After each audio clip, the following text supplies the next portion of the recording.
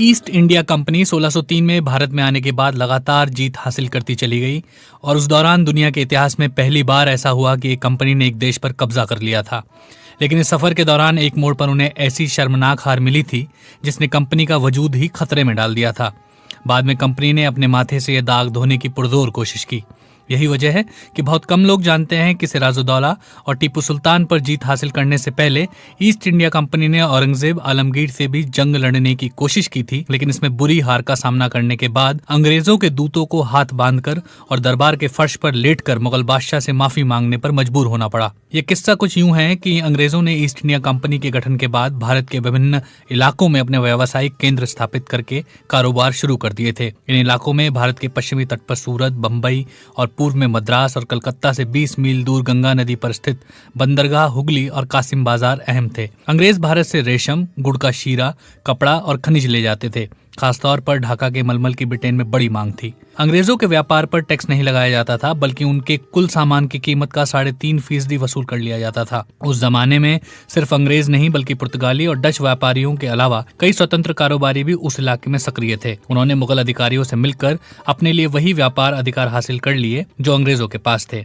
जब ये खबर लंदन में कंपनी के अध्यक्ष कार्यालय में पहुंची तो ईस्ट इंडिया कंपनी के प्रमुख जोसियाह चाइल्ड के क्रोध की सीमा न रही। उन्हें यह स्वीकार्य नहीं था कि उनके मुनाफे में कोई और भी हिस्सेदार बने। इस मौके पर जोसियाह चाइल्ड ने जो फैसला किया वो अजीबोगरीब ही नहीं बल्कि पागलपन की हदों को छूता दिखाई देता है। उन्होंने भारत में मौजूद कंपनी के अधिकारी से कहा कि वो अरब सागर और बंगाल की खाड़ी में मुगल जहाजों का रास्ता काट दे और जो जहाज उनके हत्थे चढ़े उसे लूट लें। यही नहीं, 1686 में चाइल्ड ने ब्रिटेन से सिपाहियों की 2 पलटनें भी भारत भिजवा दी और उन्हें निर्देश दिए कि भारत में मौजूद अंग्रेज फौजियों के साथ मिलकर चटगांव पर कब्जा कर लें। उनके नाम के हिसाब से इस जंग को जंग चाइल्ड भी कहा जाता है। अब इसे चाइल्ड का बचकानापन कहें या फिर उसकी दिलेरी कि वो 308 सिपाहियों की मदद से दुनिया के सबसे ताकतवर और मालदार सल्तनत के खिलाफ जंग छेड़ने की हिम्मत कर रहा था। उस जमाने में भारत पर औरंगजेब आलमगीर की सत्ता थी और दुनिया की कुल जीडीपी का 1/4 हिस्सा यहीं से पैदा होता था। आर्थिक तौर पर उसे तकरीबन वही स्तर हासिल था जो आज अमेरिका को है। औरंगजेब के काल में सल्तनत की सीमाएं काबुल से ढाका तक और कश्मीर से पौंडीचेरी तक 40 लाख वर्ग किलोमीटर के रकबे में फैली हुई थी।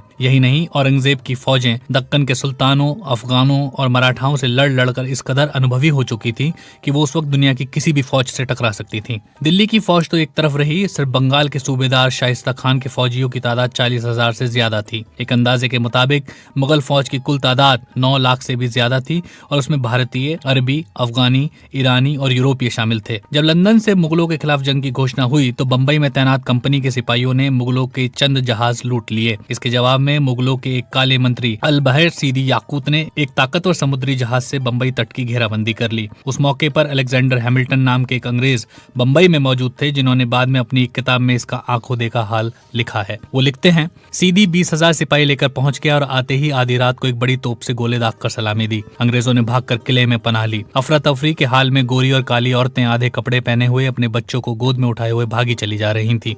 हैमिल्टन के मुताबिक सीदी याकूत ने किले से बाहर कंपनी के इलाके लूटकर वहां मुगलिया झंडे गाड़ दिए और जो सिपाही मुकाबले के लिए गए उन्हें काट डाला गया। बाकियों के गले में जंजीरें पहनाकर उन्हें बंबई की गलियों से गुजारा गया।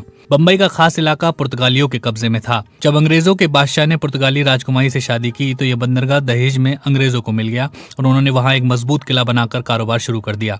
धीरे धीरे न सिर्फ समुद्र पार से अंग्रेज व्यापारी, सिपाही, पादरी, वास्तुकार और दूसरे हुनरमंद यहाँ आकर आबाद होने लगे, बल्कि बहुत से भारतीय यहाँ रहने लगे और शहर की आबादी तेजी से बढ़ने लगी। यही आबादी भागकर किले में पनाह लिए हुए थी और किला सीदी याकूत की घेराबंदी में था। जल्द ही खाने पीने का सामान खत्म होने लगा। दूसरी तरफ बीमारियों ने भी हल्ला बोल दिया और किले में मौजूद अंग्रेज बंबई के मौसम का शिकार होकर एक के बाद एक मरने लगे। ऐसे में कंपनी के कुछ कर्मचारी चुपके से भाग निकलते और सीधे जाकर सीदी याकूत से जा मिलते थे। हैमिल्टन के मुताबिक उनमें से कई धर्म बदलकर मुसलमान तक हो गए।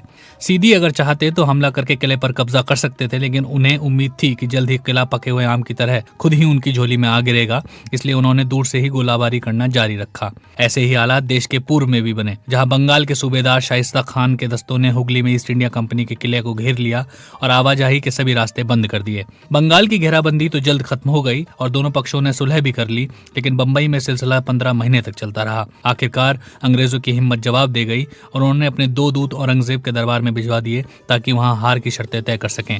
उन दूतों के नाम जॉर्ज वेल्डन और अब्राहम नाआर थे। ये कई महीनों की कोशिशों के बाद आखिर सितंबर 1690 को आखिरी ताकतवर मुगल बादशाह औरंगजेब आलमगीर के दरबार तक पहुंचने में कामयाब रहे।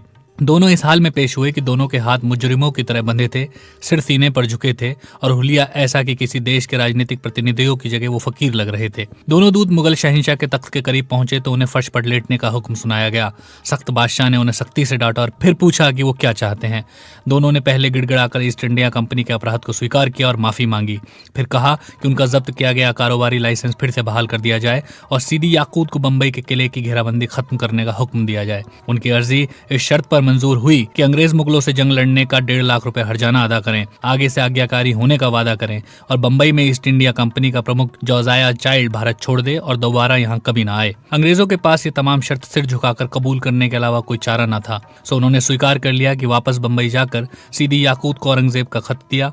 तब जाकर उसने घेरेबंदी को खत्म किया और किले में बंद अंग्रेजों को 14 महीनों के बाद रिहाई मिली। हैमिल्टन ने लिखा है कि जंग से पहले बंबई की कुल आबादी 700 से 800 के बीच थी, लेकिन जंग के बाद 60 से अधिक लोग नहीं बचे थे, बाकी तलवार और महामारी का शिकार हो गए। आने वाले साल में ईस्ट इंडिया कंपनी ने हर मुमकिन कोशिश की कि उसे शर्मनाक युद्ध के किस्से को ब्रिटेन की जनता तक न पहुंचने दिया जाए। जॉन आउंगटिन ने 6 साल बाद जब इस जंग के बारे में लिखा तो हार के कारण मुगलों की धोखेबाजी बताया। इस पर कंपनी ने उसे 25 पाउंड का इनाम भी दिया, जो उस जमाने में बहुत बड़ी रकम मानी जाती थी। आउंगटिन अपनी किताब में जगह जगह अंग्रेजों के साहस के किस्से बताते हैं, जिन्होंने 10 गुना बड़ी फौज का डटकर सामना किया। यही नहीं, वो दावा करते हैं कि इस जंग में अंग्रेजों की नहीं बल्कि सीधी याकूत की हार हुई थी।